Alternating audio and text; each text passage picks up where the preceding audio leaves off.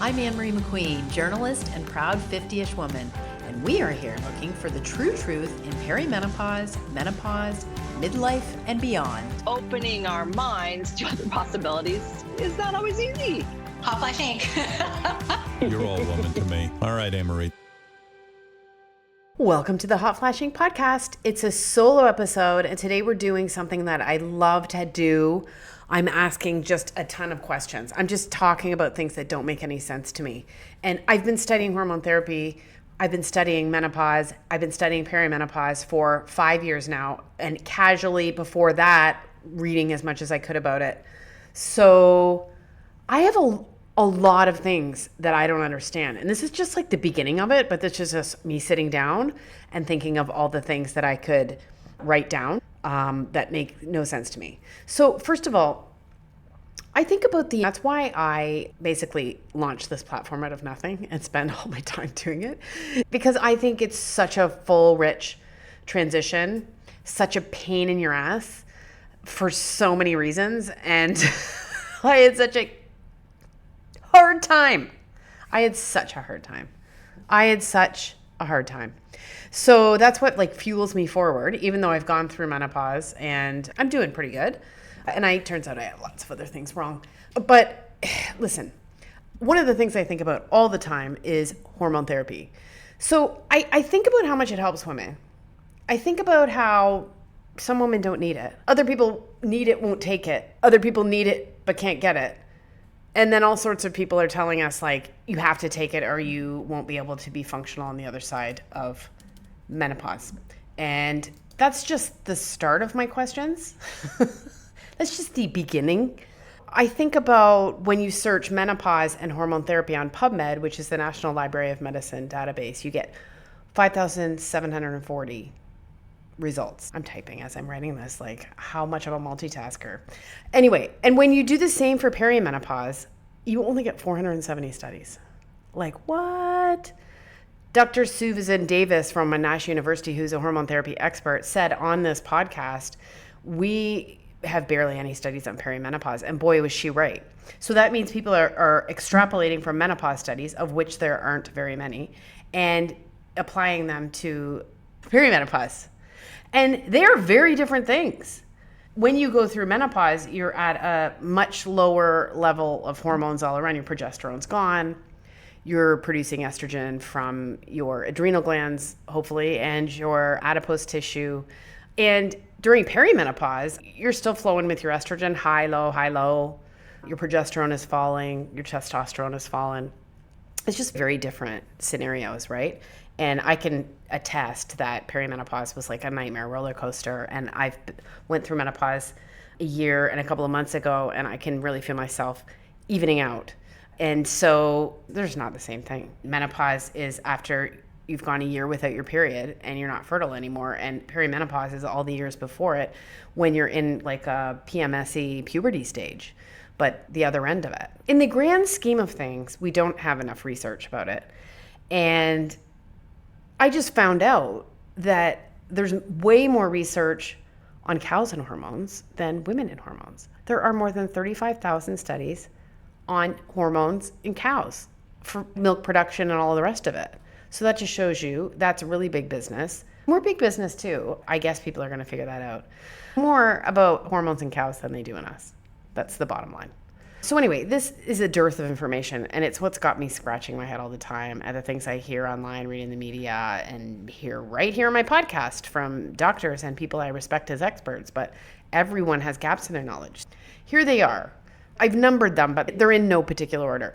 Except number one is the biggest head scratcher to me. Number one is how many doctors don't really seem to understand the difference between progesterone and progestin. This slays me. This is something that there's almost like the right and left when it comes to menopause treatment, because you have mainstream menopause and you have naturopathic doctors, integrative functional. I can say whatever, they're on the right. I'm waving my right hand. So the forward thinkers recognize that we lose our progesterone first, and many of the symptoms of perimenopause actually might be helped with progesterone, and adding estrogen during this time is not great. And this brings me to point two. The menopause industrial complex has an estrogen first, estrogen always approach. And this cadre of forward-thinking practitioners over here, I don't know, on the right, is successfully treating women in perimenopause and menopause with a progesterone first approach, which is based on the premise that progesterone falls first and estrogen rises and falls over time as it slowly falls. You might be having symptoms because you have high estrogen with low progesterone. And a lot of doctors will confidently tell you that you need estrogen for that. And a lot of other doctors will say, that's crazy. Why would you add more estrogen to high estrogen? High estrogen is causing the problems. But on the mainstream, there's not even really any recognition at all that this is even the case. It's incredibly odd. Number 3, there are doctors who refuse to acknowledge that estrogen could be dominant or that there is even anything called estrogen dominance. And they're learning about it more, and you're seeing more doctors in the mainstream talk about high estrogen, but certainly don't call it estrogen dominant. For some reason, that term is verboten, and I can only guess why. Feels like messaging coming from somewhere. It just seems like messaging. Dr. Jen Gunter wrote a whole piece about it, about high estrogen. Number 4, there are doctors who will happily tout the benefits of estrogen-only therapy, even though the only women who can take estrogen-only hormone therapy have had their uteruses removed or have had full hysterectomies, so they don't need progesterone to offset growth in their uterine lining. But what you're doing is talking about estrogen-only therapy that only some women can use and extrapolating those benefits that have been found in scientific research to all women. And it's not fair because I can't take estrogen-only therapy. And then we have point number 5, that any doctor would even talk about the benefits of estrogen-only therapy when progesterone and testosterone are equally important hormones. So doesn't that just show you the estrogen obsession? Just progesterone and testosterone are nothing because people are happy to tell you how great the results are in the scientific literature from estrogen-only therapy, which is just, it's all so strange to me. And then number 6 is that any doctor would speak confidently, repeatedly about the awesome benefits found in the scientific literature from estrogen-only therapy without stopping to ask themselves, why would we give women only estrogen after a hysterectomy? After all, they walk into the hospital with all their hormones intact. Why did they only need one replenished or replaced? And I'm talking about women who have hysterectomies or partial hysterectomies well before menopause. The guidance is that they really should take hormone therapy up until at least the age of menopause, because the outcomes when you lose all your hormones early and all at once are not great across the board. It's always worth pointing out. Okay, number 7, that doctors would talk about estrogen-only therapy without acknowledging the very real increase in associated risk for ovarian cancer for women who are on it, which seems to be offset by the addition of progesterone.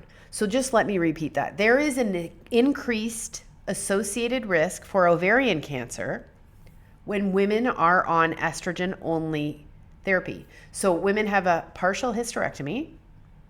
For some reason, they're given estrogen-only therapy. Duh, it's 2024. But this has been happening for years. And then there's a greater risk for ovarian cancer. They've got their ovaries. And this is demonstrated in the literature, and I never hear anyone talking about it or acknowledging it anywhere. I could miss it. It's not like I'm on duty 24/7, but I'm just saying I have yet to ever... I was blown away when I learned that a couple of months ago and looked at the body of research. It's very compelling. Number 8, that it has been 20 years since the Intrinsa patch was rejected by the FDA. And the Intrinsa patch was a testosterone patch for women. And there's been nothing new offered since then. That was it. This leaves women in most of the world, using off-label preparations designed for men when they take testosterone or compounded varieties. And that means they have to pay out of pocket for it. Number 9, that there are only 1/10 of the studies on menopause, under 100,000, that there are on pregnancy. 1.1 million. Dr. Mary Claire Haver pointed that out on social media a long time ago, and I think it's great, and I quote it all the time. Number 10, that there are less than 10,000 studies on perimenopause, meaning most of what experts say is being extrapolated from menopause studies, and I already pointed that out, but I think it deserves a number on the list, nonetheless. Number 11, that I'm hearing about doctors prescribing progesterone cream to offset estrogen, although it's not at all recommended by guiding bodies like the Menopause Society of North America. When you take estrogen and you have a uterus, you need to take a corresponding amount of progesterone to prevent the thickening of your uterine lining, leading to a condition called endometrial hyperplasia, which can lead to cancer. And this is like one of the first things I learned as a journalist covering this. But I had a doctor on the podcast who was pitched to me by a hormone therapy company, and she said that's what they prescribe and they've never had a problem. And I was open-minded and I was like, huh. But then the more I've learned about it, I just did not feel comfortable. So I never ran it. And recently, one of my best friends has had prolonged post-menopausal bleeding, very worrisome, when her ding-dong doctor prescribed it for her because oral micronized progesterone was drying her eyes out, and so she was being prescribed this progesterone cream. And she's just found a new great doctor, and the doctor was like, what? We don't do that. No one does that. So it's 2024. Let's get this together. If someone hears this and they're doing it and they have a compelling reason, like I'd always love to know, but it seems for most of my research that this is not a safe thing to do. Number 12, that people use terms like debunked to describe the entire Women's Health Initiative study because of some problems that came out in 2002. And basically this was a huge study and it's been a treasure trove of data. And if I hear someone say the Women's Health Initiative study was debunked, I usually think they're a dumb. Number 13, that one of the reasons people say the Women's Health Initiative findings on breast cancer and heart disease, these were the findings that said there were risks, and this is what scared all the doctors and got all the people off hormone therapy, and now it's under 5%, and blah, blah, blah. The researchers used relative risk calculations to describe the increase rather than absolute risk calculation. Now, I'm going to go into this in a future newsletter. It's very complicated, but essentially, relative risk calculations are much higher. And usually they're used if it's in a drug trial when the researchers want to present, like the findings seem really good. So it's, it reduced your risk of getting this disease by 73%. When in reality, if you had 100 people who were on the drug and 100 people who weren't, it might be like one extra person who didn't get the disease. Does that make sense? It's a scientific sleight of hand, and it's confusing, but once you see it, you can't unsee it. And it's very well known in the scientific community that absolute risk reduction is the one you look at to get a real sense, and that relative risk reduction can really inflate what you're trying to say. But so it's fine when the Women's Health Initiative, they used relative risk calculations and it made it seem like the risk was overblown.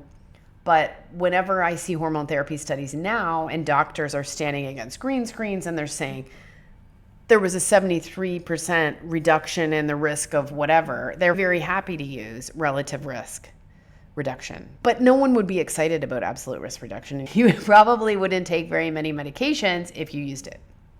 Number 14, that so many people walk around saying that hormone therapy prevents dementia, cancer, and heart disease based on observational studies, often using the aforementioned relative risk reduction, when guiding bodies don't recommend it and the various specialties don't either. And if anyone ever offers some stronger evidence, the people confidently saying hormone therapy prevents these things ignore it. And the media does too. For example, this summer, the Lancet Commission on Dementia looked at hormone therapy for prevention of dementia for the first time, and they did not recommend it. And in 2023, the American College of Cardiology Cardiovascular Disease in Women Committee, that is a mouthful, published a meta-analysis on the subject, and it doesn't recommend hormone therapy to prevent heart disease. And there was barely any coverage of either. Number 15, I hope you're hanging in with me.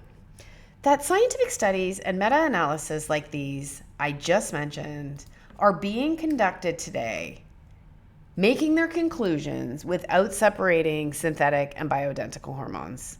We are having a lot of signals that progestins are the problem. Synthetic progesterone. If there is risks for dementia, if there are risks for breast cancer, that it lies in the progesterone, synthetic progesterone, aka progestogens. And I read study after study after study, and I'm like, ooh, did they? No, they just lump it all in together. This is insane. It's like, why even bother? That's how I feel, if anyone cares. Number 16, that no one seems to care about conflict of interest anymore. When you talk about something in a positive way because you could gain financially from it. So many people who promote hormone therapy stand to benefit from it financially, either directly or indirectly. I just don't know why you think you're going to get very well-rounded information from people who stand to benefit financially from giving it. I'm not saying you shouldn't listen to them. I'm saying you should listen to a bunch of people, some people who won't benefit financially from the information they're providing, is all I'm saying. Like, I'll tell you about hormone therapy. I'm not going to profit from selling hormone therapy. So maybe I'm someone you want to listen to, or some other educator. Number 17, that the standard hormone therapy regime presented by the menopause industrial complex is so simplistic. Recent findings sent to the Menopause Society of North America found that hormone therapy uptake was very low, under 5%, and it's dropped dramatically since the Women's Health Initiative study. But they only look at estrogen-containing hormone therapy. And gosh, people are on all sorts of hormone therapy, progesterone, DHEA, pregnenolone, testosterone. These are hormones. This is hormone therapy. And forward-thinking people are mixing in estriol with estradiol and that kind of thing. There are just so many ways to prescribe this now. And yes, you probably want hormones that are approved by the FDA or the FDA equivalent. Just if they're compounded, the individual batches aren't, because they never could. That is usually up to, say in the US, it's up to the state to oversee that. On the we are a commodity front, why no one seems to grasp that we are a commodity and that there's a huge commercial push to get us back on hormone therapy and keep us taking it for the rest of our lives. And I don't understand why pointing this out makes people uncomfortable. Global Market Insights is forecasting that the hormone therapy market is set to hit US $40 billion by 2021. It's growing at like 5 or 6% per year. This is big business. That brings a whole bunch of things into it. And yet, when I have conversations about this or I point this out, people just get so bejiggity. They don't like it. No one likes to think that they're a product. I think that you can take something and also know that someone somewhere is gaining from it. And that's okay, but just acknowledge it. Okay, number 19 is a big one. That no one can say for sure what the risk of breast and other forms of cancer is from hormone therapy, but it's somewhere between nothing and not nothing. That's how I feel. To get my drift, just check out the Australasian Menopause Society trying to boil this down. It's like Chinese freaking checkers. It's so confusing. Like, I don't know what you'd have to be to understand what they're talking about. It's very hard to determine what the risks are. I know what the people who are very bullish on hormone therapy say. They'll say it's barely anything. And the people who are a little bit more cautious, one number I saw was 1 in 50, and that's quoted on the Australasian website. 1 in 50 women will go on to develop breast cancer who went on hormone therapy. Mostly, if you go on it in the window of opportunity within 10 years, closest to menopause. That's the guidance, but it's still so confusing. Like last night on TikTok, I heard a doctor I like, a naturopathic doctor, say estrogen does not cause cancer. It can grow it, but it doesn't cause it. And I'm just like, it can grow? What do you mean? You can't say that in a TikTok video and then just move on. It wasn't even the whole subject of the video. And no one in the mainstream knows anything about detoxification pathways and estrogen metabolization, and these are real. There's something I've got to get into another day, but there is a way to metabolize your estrogen that is good, and there's a way that's not as good. And one involves you excreting it, and another involves it recirculating in your body. And certainly, you don't want that. You really don't want that. You want it being made and then going out. And I personally know of 2 people who have developed breast cancer within a year of going on estrogen-containing hormone therapy. And one of the things their doctors said, it's not hormone therapy, but you do need to go off hormone therapy. And to the average woman, that's just like freaking very confusing. And just as a PS here, I see doctors downplaying the risk of hormone therapy. I think to be like, hey, don't worry about it, go on hormone therapy. They're downplaying the risk of breast cancer. I see doctors doing this lately all the time, and I think it's really unfair. We've grown up being scared of breast cancer and having it drilled into our heads, and now to be told like you're silly because you're worried about it, like it will turn your life upside down. And if you take chemo and you have radiation, there are all sorts of effects from that. It is not anything anyone should be downplaying, even if it's much more survivable than it's ever been. Number 20, that some people love hormone pellets. These are little things they put in under your skin, and they stay there for months. You can't get them out. And some people love them and swear by them, including 80s supermodel Kim Alexis from America. She was on the podcast and said she loved them and they helped her.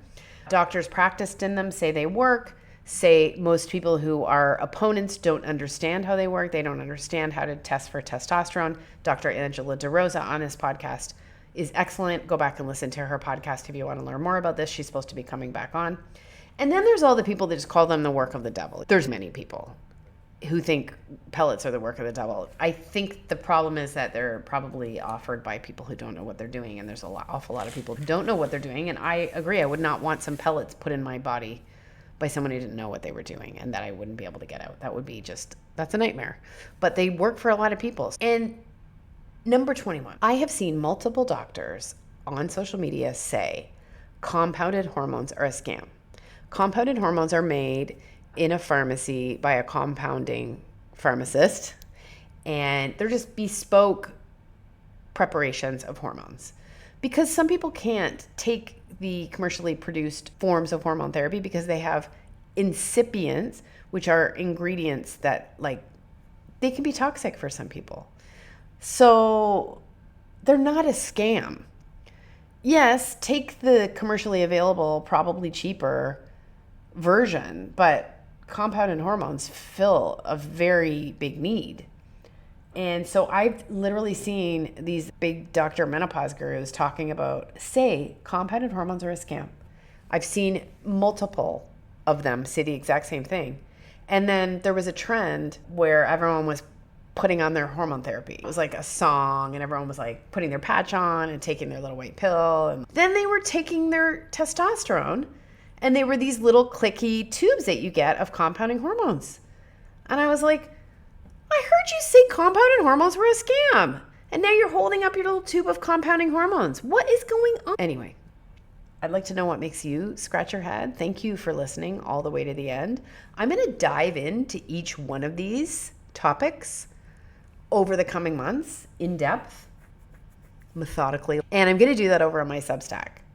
That is at hotflashinc.substack.com. That is my newsletter. That is my platform where I produce my research. And there is a free version, and there is a Hot Flash Inc. Pro paid version where you get a lot of extras. And I would love to see you over there. It's quite a community. I am, so far as I know, the only journalist that is looking at menopause in this way and perimenopause and has devoted this much time and has become this much of an obsessive about it. Lots of people are writing about this transition and midlife, but I don't know that anyone's doing it in the way that I am, and I find that very strange. Thank you for listening to the Hot Flash Inc. podcast. And never forget, no matter where you are in your midlife transition, this is going somewhere good. Hot Flash Inc. was created and is hosted by Anne Marie McQueen, produced and edited by Sonia Mack. The information contained in this podcast is intended for informational purposes only and is not intended for the purpose of diagnosing, treating, curing, or preventing any disease. Before using any products referenced on the podcast, consult with your healthcare provider, read all labels, and heed all directions and cautions that accompany the products. Information received through the podcast should not be used in place of a consultation or advice from a healthcare provider. If you suspect you have a medical problem, i.e. menopause or anything else, or any healthcare questions, please promptly see your healthcare provider. This podcast, including Anne Marie McQueen and any producers or editors, disclaim any responsibility from any possible adverse effects from the use of any information contained herein. Opinions of guests on this podcast are their own, and the podcast does not endorse or accept responsibility for statements made by guests. This podcast does not make any representations or warranties about a guest's qualifications or credibility. This podcast may contain paid endorsements and advertisements for products or services. Individuals on this podcast may have direct or indirect financial interest in products or services referred to herein. This podcast is owned by Hot Flash Inc. Media.